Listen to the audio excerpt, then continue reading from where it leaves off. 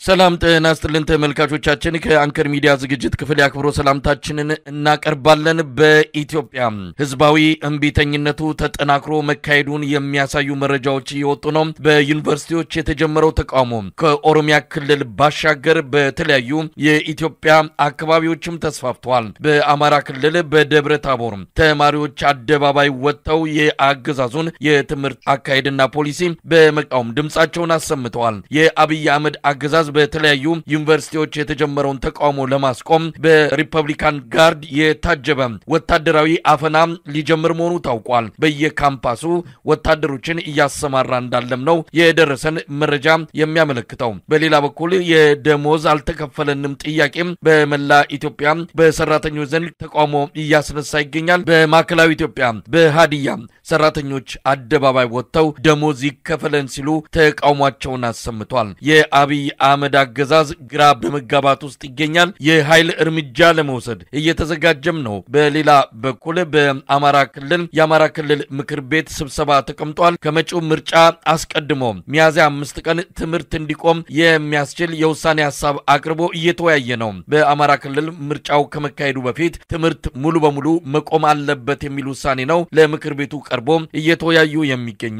የአብይ አህመድ አገዛዝ ከኤርትራ አንጻርም የጀመረውን የትንኮሳ እርምጃ እያበረደው ይገኛል። የተማጽኖ ጥሪም አቅርበዋል። በቻይና የኢትዮጵያ ኤምባሲ በኤርትራ ጋር ሽምግልና ለመቀመጥ የአብይ አህመድ አገዛዝ ፍቃደኛ መሆኑን የሚገልጽ ጥሪ ማቅረባቸው ነው ያገኘነው መረጃ የሚያመለክተው። በአጠቃላይ አገዛዙ በግራ መጋባት ውስጥ ይገኛል። ነገሮችን በተመለከተ ከዘውትር ተሳታፊያችን ጋር ቆይታ አደርጋለሁ። የምንጀምረው በተለያዩ አካባቢዎች የተቀጣጠለውን የዩኒቨርሲቲ ተማሪዎች አድማ እንደዚሁም በአንዳንድ ከተሞች ያዝለቀቅ ያደረገው ዛሬ ደግሞ በሃዲያ አካባቢ ሰራተኞች በሙሉ አደባባይ ወጥተው እየጠየቁ ያሉበትን የደሞዝ ጭማሪ ጥያቄ ነው። በአጠቃላይ ብዙ ነገሮች እየተከናወኑ ያሉት። እስቲ ዛሬ ያሉት አዳዲስ መረጃዎች ምንድናቸው? ዛሬ እንግዲህ በሃዲያ ዞን በሚገኙ ሁለት የከተማ አስተዳደሮች ሶሪና ጊምቢቾ የከተማ አስተዳደሮች ላይ ለመምህራን ብቻ አዲስ ደሞዝ ተከፍሎ ለቀሪው የመንግስት ሰራተኛ ባለመከፈሉ ምክንያትና ለደሞዝ ተብሎ የመጣውን ገንዘብ በዞኑ ለ10 ተከታታይ ቀናት የብልጽግና ስብሰባ እየተካሄደ ይገኛል። ለነዚህ አመራሮች የመንግስት የመጣውን ደሞዝ 20 ሺህ ብር ለእያንዳንዱ የብልጽግና አመራር በመከፈሉ በማለት የመንግስት ሰራተኞች ብቻ ሳይሆኑ አጠቃላይ የከተሞቹ ህዝብ ከመንግስት ሰራተኛው ጎን በመሆን ከተማዋን ሙሉ በሙሉ አጥለቅልቀዋት ውለዋል። ቀውጢ ሆና ነው የዋለችው በዛሬው ዕለት። ይሄን ተከትሎ በደቡብ ክልልም እንዲሁ 35 የፖሊና ኢንዱስትሪያል ኮሌጅ የሚገኙ መምህራን ከመስከረም ጀምሮ የደሞዝ ጭማሪ አልተከፈለንም በማለት ለጠየቁት ጥያቄ ችግሩ የኛ አይደለም የቴክኒክና ሙያ ቢሮ ነው በማለት ከቆዩ በኋላ ይሄ ሐሰት እንደሆነ በማወቃቸው አሁን ወደ ዛቻና ማስፈራራት ብልጽግና አመራሩ ወደ ዛቻና ማስፈራራት በመግባቱ በዝግጅት ላይ እንዳሉና ከሰኞ ጀምሮ ሙሉ በሙሉ የሥራ ማቆም አድማ ብቻ ሳይሆን ወደ ሙሉ አድማ የሚሸጋገሩ መሆናቸውን መግለጫ ሰጥተዋል። እንዲሁም ዛሬ በቦዲቲ ከዚህ በፊት የ9 ወር ደሞዝን የብልጽግና አመራር ስለወሰደባቸው አሁንም በቦዲቲ አካባቢ ያልተከፈለ ደሞዝ አለን በማለት ዛሬ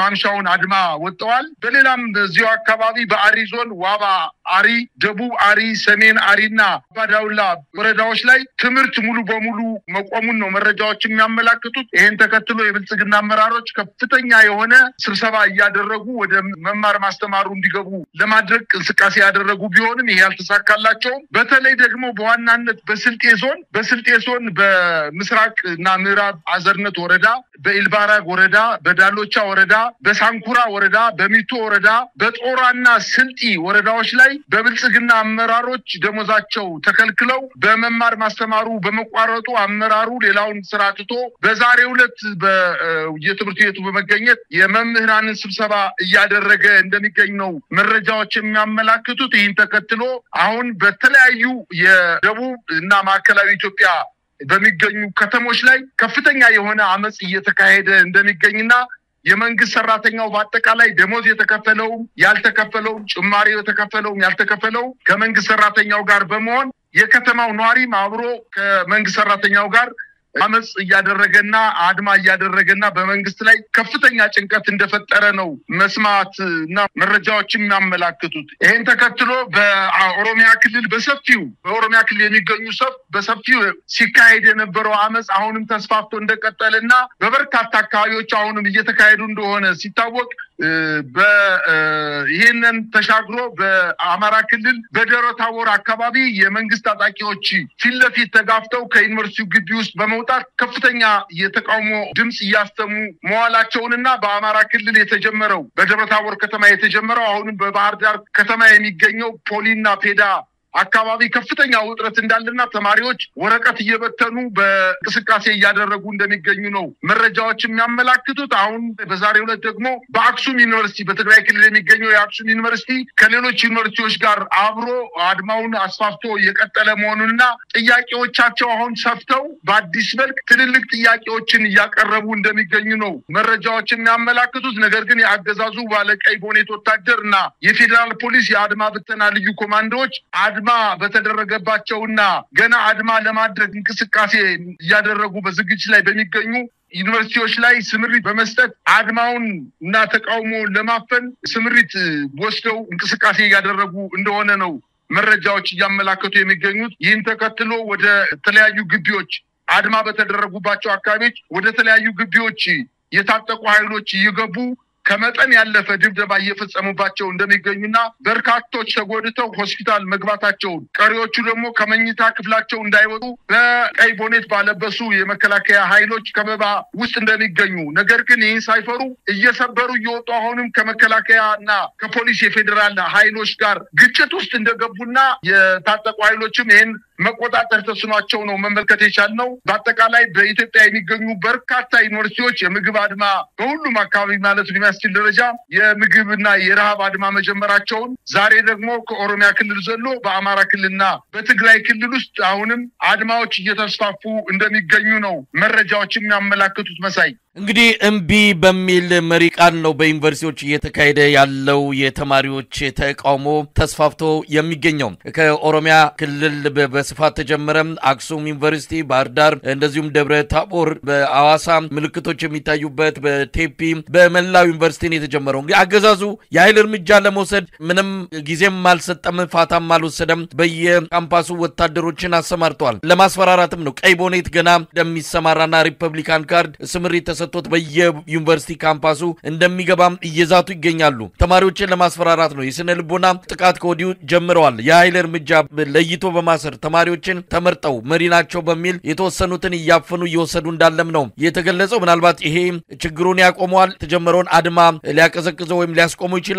እንዳየነው ከሆነ እየባሰበት እየተስፋፋ እንደመጣ ነው መረዳት የተቻለው። ምናልባት በተለያዩ አካባቢዎች በህብረተሰቡም የሚነሱ የደሞዝ ጭማሪ ጥያቄ፣ የመብት ጥያቄዎች እነዚህም ነገሮች እየተስፋፉ ነው ያሉትና አጠቃላይ በሆነ ሁኔታ ሀገሪቱ ሙሉ ወደሆነ ህዝባዊ እምቢተኝነት ውስጥ እየገባች ለመሆኗ ብዙ ስርጅ የሆኑ ነገሮችን እያየን እንገኛለን። እንግዲህ ምን እየሆነ ነው? አዲስ አበባስ በዚህ ወቅት ላይ ምን እያሸተተች ናት? መሳይ የአገዛዙ ጦር እኮ አርሲ ዩኒቨርሲቲ አመጽ ሲነሳ ይሄንን ለማብረድ ከፍተኛ የጦር ልኮ ለማብረድ ሙከራ አድርጎ ነበረ። ነገር ግን እንደተቀደደ አቆማዳ በየቦታው እየፈሰሰበት ወደ ተለያዩ ዩኒቨርሲቲዎች ዘምቶ በኦሮሚያ ክልል በሁሉም ዩኒቨርሲቲ ማለት በሚያስችል ደረጃ ዘሎም በድሬዳዋ ዩኒቨርሲቲ፣ በደቡብ ዩኒቨርሲቲዎች በበርካታ ቦታዎች ላይ እንዲሁም በማዕከላዊና በደቡብ ምዕራብ ኢትዮጵያ ክልል በሚገኙ ዩኒቨርሲቲዎች ላይ አመጹ በሰፊው ተቀጣጥሎ ይገኛል። ዛሬ ደግሞ ወደ አማራ ክልልና ወደ ትግራይ ክልል ተሻግሯል። ይሄን ያሳየው መንግስት ወይም ብልጽግና የሰራቸው ከባባድ ስህተቶች አሁን ከባድ ዋጋ እያስከፈለው እንደሚገኝና ይሄንንም መቆጣጠር ተስኖት እንዳየን ነው እያየን የሚገኘው። አሁን በበርካታ አካባቢዎች የዩኒቨርሲቲ ተማሪዎች ብቻ ሳይሆኑ አጠቃላይ የከተሞች ነዋሪዎች የከተማው የሚገኙ ማህበረሰብ ከዩኒቨርሲቲ ተማሪዎች ጋር ጥያቄዎችን አብረው እያነሱ እንደሚገኙ እንዲሁም የመንግስት ሰራተኛው ያነሳው ጥያቄ አሁን የደሞዝ ጥያቄ ብቻ ሳይሆን የነጻነትና የእኩልነት ጥያቄ፣ በሰላም የመኖር በህይወት የመኖር ጥያቄዎችን አብረው እያነሱ እንደሚገኙና በተለይ በደብረ ታቦር ዩኒቨርሲቲ በስብሰባ ላይ የተናገሩ የነበሩ ተማሪዎች ከእንግዲህ በኋላ ይህ ስርዓት በስብሷል፣ በፍጹም ልንታገሰው አንችልም፣ የሚመጣውን ስርዓት የተሻለ እንዲሆን ለማድረግ ትግላችንን አፋፍመን መቀጠል አለብን በማለት ነው የተናገሩት እንጂ አንድ አመት ትዘምታላችሁ ወይም አንድ አመት ትምህርታችሁን አቋርጣችሁ ከማህበረሰቡ ጋር ተቀላቅላችሁ አገልግሎት ትሰጣላችሁ በሚለው ብቻ አይደለም። አሁን ጥያቄዎቹ መልካቸውን እየቀየሩ እየሰፉ የኢትዮጵያን ህዝብ አጠቃላይ በደል ተሸክመው ጥያቄዎቻቸውን እያቀረቡ እንደሚገኙ ነው መረጃዎች የሚያመላክቱት።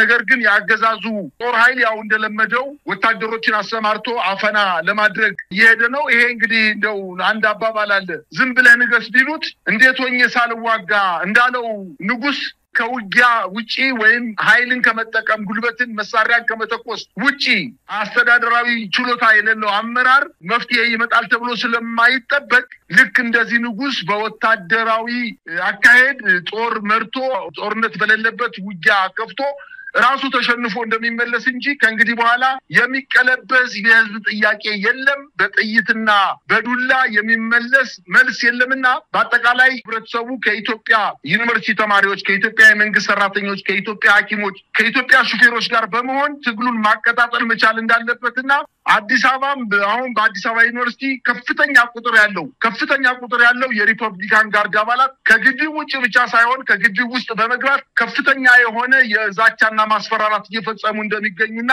ከፍተኛ ክትትል እየተደረገ እንደሆነ በዶርሚተሪ ወይም በተማሪዎች የማደሪያ ክፍል ውስጥ በመግባት የተማሪዎችን እንቅስቃሴ በአይነ ቁራኛ እየተከታተሉ እንደሚገኙ ነውና ይሄ ጫናና በደል ሲበዛ የዩኒቨርሲቲ ተማሪዎችም እንግዲህ ፈንቅለው ወጣው አጠቃላይ የወንድሞቻቸውንና የጓዶቻቸውን ጥያቄ ይዘው እንደሚወጡ ነው የሚጠበቀው። ምናልባት ይሄም የዩኒቨርሲቲ ተማሪዎች አመጽ አብይ አህመድ በኃይል አስቆመዋለሁ ብሎ የሚሄድበት ርቀት በተወሰነ ደረጃ ነገሮችን ቀዝቀዝ ሊያደርግ ይችላል ተብሎ የሚሰጋ እንዳይሆንም ተማሪዎቹ ጥንቃቄ ባለው መልኩ ለዚህ ለመጣባቸው የአገዛዙ የኃይል እርምጃ ሌሎች ዘዴዎችን በመጠቀም ተቃውሟቸውን መቀጠል የሚችሉበት የተለያዩ ቴክኒኮች እንዳሉ እንግዲህ በዘርፉ ላይ ብዙ ጥናት ያደረጉ ብዙ ጽሁፎችን የጻፉ ምሁራንም የፖለቲካ ሰዎችም እየገለጹ ይገኛሉ። የዩኒቨርሲቲ ተማሪዎች በንባብ ላይ የተመሰረተ በእውቀት ላይ የተመሰረተ በጣም እርጋታ ባለው መልኩ እንዲሁ ስሜት ብቻ ሳይሆን ሌሎች ነገሮችንም ከግምት ባስገባ መልኩ ተቃውሟቸውን መቀጠል ያለባቸው እንደምንሰማውና በአንዳንድ መሪዎቻቸው እንደሚገለጸው ከሆነ ተቃውሟቸው የሚበርድ አይደለም፣ እስከ መጨረሻው የሚገፉበት ነው። እንዲሁ መነሻ ምክንያት ሆኖ የአንድ አመቱ የአገልግሎት አስገዳጅ አገልግሎት መስኩኑን እዛን ላይ ያተኮረ ጥያቄ አነሱ እንጂ የተለያየ ቦታው ላይ እንደሚገለጸው ከሆነ የኢትዮጵያ ህዝብ የደረሰበት ቆና አገዛዙ ከዕለት ወደ ዕለት ሀገሪቱን ወደ ገደል እየወሰዳት ያለውን አካሄድ በማውገዝም ጭምር ነው ሰልፉ እየተካሄደ አድማውም እየተካሄደ የሚገኘው። እንግዲህ ህዝቡም ጥያቄ ገፍቶ እየመጣ ነው። ደቡብ ኢትዮጵያ አካባቢ ብዙ ጥያቄዎች ብዙ ንቅናቄዎች እየተካሄዱ ነው። ዛሬ በደረሰንም መረጃ በተለይ ሀዲያ አካባቢ አጠቃላይ የሆነ የሥራ ማቆም አድማ የሚካሄድበት ሁኔታ የታሰበበት እንዳለና ወደዚህ ንቅናቄ ህዝቡ ለመግባት በዝግጅት ላይ እንዳለ ነው የሚታወቀው። ይሄ ጉዳይ በወላይታም በሶዶ እንደዚሁ በቦዲቲ በሌሎች አርባ ምንጭና ዙሪያ አካባቢዎችም ባሉ ቦታዎችም ንቅናቄ መጀመሩን የሚያሳዩ ሪፖርቶች ነው እየተቀበልን ያለነው። በሌላ በኩል የአብይ አህመድ መጠነ ሰፊ የወታደር ምልመላ እያካሄደ ነው። ይህንንም ለማዳፈን ከዩኒቨርሲቲ ውስጥ ጭምር ወጣቶችን አፍሶ ወደ ወታደራዊ ካምፕ ለመውሰድ ያሰበበት እያጤነበት በመሆኑ ይህንን ጉዳይ አጠቃላይ የኢትዮጵያ ህዝብ ወጥቶ መቃወም የሚገባው ነው። በአዳማ ናዝሬት የተጀመረው አፈሳ እንደዚሁ ተጠናክሮ ቀጥሏል። የሚያስቀምጡበት ቦታ አጥተው በተለይም ደግሞ ምግብ ማቅረብ ተስኗቸው ከእያንዳንዱ የአዳማ ናዝሬት ነዋሪዎች ቤት ለቤት በመሄድ 100 ብር ለታሰሩት ወይም ደግሞ ወደ ውትድርና ለሚሄዱት ልጆቻችሁ አዋጡ የሚል አስገዳጅ የሆነ ብርበራና ፍተሻ እንደዚሁም ሌሎች ጫናዎች እየተደረጉ እንዳለ ነው የሰማነው። ለማንኛውም አጠቃላይ ሂደቱ ወዴት ሊያመራ ይችላል? የአማራ ክልሉን ጉዳይ እንመጣበታለን። ምክር ቤቱ እየተወያየ ነው። ምናልባትም ምርጫ ከመካሄዱ በፊት በአማራ ክልል ሙሉ በሙሉ የትምህርት መዘጋትና መቆም እስከዛ ድረስ ጨርሱ በተለያየ መንገድም አጠናቁ የሚል ትዕዛዝ ከፌዴራል መንግስቱ መጥቶላቸው እሱ ላይ እየተወያዩ እንዳለ ነው የሰማነው። እስቲ አጠቃላይ ሁኔታ ወዴት ሊያመራ ይችላል? መሳይ በደንብ አድርጎ የሚያሳየን እኮ የወለጋ ዩኒቨርሲቲ የታጠቁ ኃይሎች ገብተው አድማውን የበተኑ መሰላቸውና ተማሪዎቹን ወደ የዶርማቸው አስገብተው ረፍት በሚያደርጉበት ሰዓት ተማሪዎቹ በዶርማቸው መልሰው ተደራጅተው ከግቢ ውስጥ የነበሩ የታጠቁ ኃይሎችን አስወጥተዋቸዋል። አስወጥተውም ከዩኒቨርሲቲው ላይ አድማ ሲያደርጉ የነበሩት ወጣው ከማህበረሰቡ ጋር ተቀላቅለው መንግስት ሊቆጣጠረው ወደማይችል አድማ ተሸጋግሯል። ይሄ ምሳሌ ሊሆን ይችላል። አፈና በሚበዛበት ጊዜ ጭቆና በሚበዛበት ጊዜ ታፍኖ ቁጭ የሚል የለም። ጭቆና ተሸክሞ ዝም የሚል ማህበረሰብ የለም። እነዚህ ደግሞ ታዳጊ ወጣቶች ልባቸው የደነ ስለ ራሳቸው ከፍተኛ ግምት ያላቸው የነገ ሀገር ተረካቢዎች ተስፋ ያላቸው ተማሪዎች በመሆናቸው ታፍኖ መቅረትን ሊቀበሉት በማይችሉበት ደረጃ ላይ ድሌ ላይ ስለሚገኙ በወለጋ ዩኒቨርሲቲ ያየነው ነገር የመከላከያ ጦር የተማሪዎችን እንቅስቃሴ ማፈን እንደማይችል ምሳሌ ሊሆን ይችላል። ነገ ከነገ ወዲያ ዱላ ተጠቅሞ ተማሪዎችን ጎድቷል፣ ሆስፒታል ገብቷል። ነገ ከነገ ወዲያ ደግሞ እነሱ የበለጠ ተደራጅተው በሰፊው አድማውን ሊያረጉት እንደሚችሉና የኢትዮጵያ ሕዝብ ልጆቻቸው በዩኒቨርሲቲ ላይ የሚታገሉትን እና ከመንግስት የታጠቁ ኃይሎች ጋር ከፍተኛ ትንቅንቅ እያደረጉ እንደሆነ አውቀው ልጆቻቸው ከመንግስት ታጣቂ ኃይሎች ጋር እየተናነቁ ወላጆቻቸው፣ ወንድሞቻቸው፣ እህቶቻቸው፣ አባቶቻቸው፣ እናቶቻቸው ተኝተው እንደማያድሩ ነው። እነዚህ ተማሪዎች ወላጅ አላቸው፣ ቤተሰብ አላቸው። እነዚህን ተማሪዎች በዱላ በጥይት በማሰር በመደብደብ መፍትሄ ሊያመጣ አይችልም። ምናልባት ከዩኒቨርሲቲ ወጥቶ ወደ ከተሞች አካባቢ በሰፊው ሊካሄድ የሚችል ነገር እንደሆነ ነው እኔ ግምቴን የምናገረው። ይተኩሳል፣ ይገላል፣ ያቆስላል፣ ያስራል፣ አንዳንዶችንም አመራሮችን ይሰውራል። ይሄ ነገር ሊያስቆም አይችልም። በታሪክ ዩኒቨርሲቲዎች በታሪክ እንደምናውቀው የጫሩት እሳት በምንም ተአምር አይበርድም። ምክንያቱም የነሱ ጥያቄ የኢትዮጵያ ሕዝብ ጥያቄ ነው። ትናንትና ለአንድ ዓመት ትምህርት አቋርጣችሁ ከማህበረሰቡ ጋር ተቀላቅላችሁ ትቀጥላላችሁ የሚለው ጥያቄ አሁን መስመሩን ስቶ የመብትና የዲሞክራሲ ጥያቄ፣ የመኖር ጥያቄ፣ አጠቃላይ በርካታ የኢትዮጵያ ሕዝብ የተበደለውን በደል ጥያቄ ተሸክመው ከሰራዊቱ ጋር ወይም ከአገዛዙ ጦር ጋር ከፍተኛ ትንቅንቅ እያደረጉ ነው የሚገኙት። ስለዚህ በጦር በዱላ በጉልበት ሰላማዊ አድማው ወይም አጠቃላይ የመማር ማስተማሩን ሂደት ወደ ነበረበት ለመመለስ መንግስት ይቸገራል የሚል እምነት ነው ያለኝ። መሳይ፣ በነገራችን ላይ አሁን ዘግይቶ የመጡ መረጃዎች እንደሚያሳዩት በኢትዮጵያ ዜጎቻቸው እንዳይሄዱ ማስጠንቀቂያ የሚያወጡ ሀገራት ቁጥር እየጨመረ መጥቷል። በዛሬው ዕለት የጀርመን መንግስት በከፊል ዜጎቹ ወደ ኢትዮጵያ እንዳይሄዱ የሚያስጠነቅቅ መግለጫ ማውጣቱን ነው የሰማነው። እንግዲህ ዜጎቻችን እንዳትሄዱ፣ ኢትዮጵያ ውስጥ ያለው ሁኔታ እጅግ አደገኛ ነው። አሁን በጀርመን መንግስት መግለጫ ላይ ነገሮች እየተባባሱ እየተቀጣጠሉ መሄዳቸው አይቀርም የሚልም እንደዚሁ ማሳሰቢያ የተቀመጠበት ሁኔታ ነው ያለው። በአጠቃላይ ሀገራት ወደ ኢትዮጵያ ዜጎቻችሁን አትሄዱ በሚሉበት በዚህ ወቅት ላይ ነው የቱሪዝም ሚኒስትሯ አደባባይ ወጥተው በሩብ ዓመቱ 1.4 ቢሊዮን ዶላር ከቱሪዝም ዘርፍ አግኝተናል የሚል መግለጫ የሰጠችው። በጣም የሚያሳዝን ነው። ሀገራት በዚህ ደረጃ ዜጎቻቸውን እያስጠነቀቁ የትኛው ቱሪስት መጥቶ ኢትዮጵያን እንደጎበኘ የሚያውቀው ብልጽግና መንደር ያለ ሰው ብቻ ነው። ለማንኛውም አጠቃላይ ሁኔታው እየከፋ እንደሚመጣ በውጪ ሀገራት መንግስታት ጭምር እየተገለጸ ነው። ሀገር ውስጥም ያው የሚታወቅ ነው። ሰው መንቀሳቀስ በማይችልበት ሁኔታ ውስጥ ነው ያለው። የመጪው ጊዜ ለኢትዮጵያ በጣም ወሳኝ ነው። አብይ አህመድ እዚህም እዛም እየነካካ እዚህም እዛም እየተነኮሰ ቀጠናውንም በአጠቃላይ ወደ ውጥረት ውስጥ የከተተበት ሁኔታ መልሶ ራሱ ላይ እያንባረቀበት ነው። አሁን ወደ ኤርትራ ጭምር ትንኮሳ ያደረገበት አካሄዱ የኋላ ኋላ ያመጣበትን መዘዝ በመረዳት ከወዲሁ አሸማግሉኝ ደጅ የጠና ያለበት ሁኔታ ነው ያለውና ይህንንም ነገር በጥንቃቄ መመልከት የሚገባ ነው። አሁን ሰብሰብ የማለት አፍን የመሰብሰብ ሁኔታ በብልጽግና አካባቢ ሊመጣ የሚችልበት ሁኔታ ነው ያለው። ምክንያቱም የተኮሱት የሰነዘሩት ያሰራጩት ፕሮፓጋንዳ በሙሉ መልሶ እነሱ ላይ ከፍተኛ መዘዝ እያመጣባቸው እንዳለ ነው ምንረዳው። እስቲ ወደ አማራ ክልሉ እንምጣ። ምንድነው እየተወያዩ ያሉት? ሚያዝያ 5 ላይ ትምህርት ሙሉ በሙሉ እንዲጠናቀቅ ነው። ለነገሩ በአማራ ክልል አብዛኛው ተማሪ ከትምህርት ገበታ ውጭ ሆኗል። ያሉትም ሚያዝያ 5 ላይ ይቆም የሚል መመሪያ መጥቶላቸው እየተወያዩ ነው። ለምንድነው ይህን እያደረጉ ያሉት? መሳይ ብልጽግና እኮ አሁን በጣም ተምታቶበታል። ልክ እንደነጋበት ጅብ ነው።